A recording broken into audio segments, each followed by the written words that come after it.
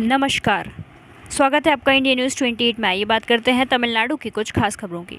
इरोड जिले के गोपी राजस्व प्रभाग में मिट्टी चोरी फिर से सिर उठाने लगी। सामाजिक कार्यकर्ताओं और पत्रकारों को जान से मारने की धमकी 6 साल बाद अनुमति देने की त्रासदी। इरोड जिला गोपीचेट्टीपालयम राजस्व प्रभाग के अंतर्गत आता है। सामाजिक कार्यकर्ता चिंता व्यक्त कर रहे हैं कि नाम्बियूर, गोपी, थलवाड़ी, सत्यमंगलम, भवानी और एंथियूर तालुका में रात के समय मिट्टी की चोरी बढ़ गई है। एक सामाजिक कार्यकर्ता ने इस बारे में कहा, पिछले कई वर्षों से पुदुकोट्टई एसआर का रामचंद्रन भूमि तस्करी माफिया गिरोह गोपी क्षेत्र में कृषि भूमि से अवैध रूप से मिट्टी की तस्करी कर रहा है, जिससे अधिकांश कृषि भूमि नष्ट हो रही है। कुछ महीनों तक इस भूमि तस्करी पर पूर्ण प्रतिबंध लगाए जाने के बाद कुछ लोग फिर से बिना अनुमति के रात में विभिन्न कृषि भूमि से मिट्टी की तस्करी कर रहे हैं और दावा कर रहे हैं कि उन्होंने इसके लिए न केवल तमिलनाडु में बल्कि केरल, कर्नाटक और आंध्र प्रदेश में भी कुछ स्थानों से अनुमति प्राप्त की है। इरोड खनिज संसाधन एडी शशि कुमार का इसमें बहुत योगदान है और गोपीचेट्टीपालयम के सभी राजस्व अधिकारी हड्डियों के टुकड़ों के रूप में छोटी छोटी रिश्वत ले रहे हैं और मिट्टी की तस्करी करने वाले गिरोह का स्वागत करने के लिए लाल कालीन बिछा रहे हैं।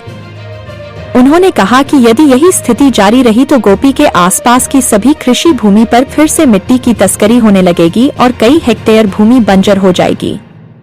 इसके अलावा इरोड जिले के नम्बियूर तालुका के कोसनम क्षेत्र में एक निजी व्यक्ति को कोसनम में लगभग 1.44 हेक्टेयर क्षेत्र की खुदाई करने की अनुमति दी गई है, लेकिन उस स्थान से लगभग 500 फीट की दूरी पर एक सरकारी श्मशान घाट है।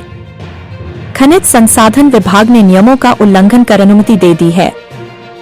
राजस्व विभाग के अधिकारी की राय के बारे में पूछे जाने पर संबंधित व्यक्ति विजयलक्ष्मी ने जनवरी 2019 में अनुमति मांगने के लिए एक याचिका दायर की थी। राजस्व अधिकारी एक स्पष्ट उत्तर देते हुए कहते हैं कि उस समय जो राजस्व विभाग के अधिकारी वहां थे, वे अब वहां नहीं हैं और उन्हें नहीं पता कि श्मशान घाट बाद में बनाया गया था या नहीं। लेकिन राजस्व विभाग के अधिकारियों की नजर उस स्थान पर कैसे नहीं पड़ी जो कई वर्षों से श्मशान घाट था। 2019 में प्रस्तुत याचिका को 6 साल बाद मंजूरी दी गई है। डीएम के कार्यकारिणी ने कहा, बिना किसी जांच और बोसन पंचायत परिषद की अनुमति के 6 साल बाद अनुमति देने के पीछे क्या मकसद है। कृषि से परिपूर्ण उन्होंने सवाल उठाया कि यदि इस क्षेत्र में मिट्टी की खुदाई की अनुमति दे दी गई तो कृषि का विकास कैसे जारी रहेगा, भले ही कोई इस बारे में सवाल पूछे या जानकारी जुटाए। स्थानीय उपद्रवियों द्वारा धमकी दी गई। यह सामाजिक कार्यकर्ताओं और पत्रकारों द्वारा झूठी पुलिस शिकायतें दर्ज कराकर उन्हें मनोवैज्ञानिक कष्ट दिए जाने की सतत कहानी है। एक लोकतांत्रिक देश में सामाजिक कार्यकर्ताओं और पत्रकारों को डर है कि अगर कोई इससे आगे जाता है तो सीधे तौर पर इसमें शामिल लोग पुदुकोट्टई की तरह हत्या करने की हद तक जा सकते हैं।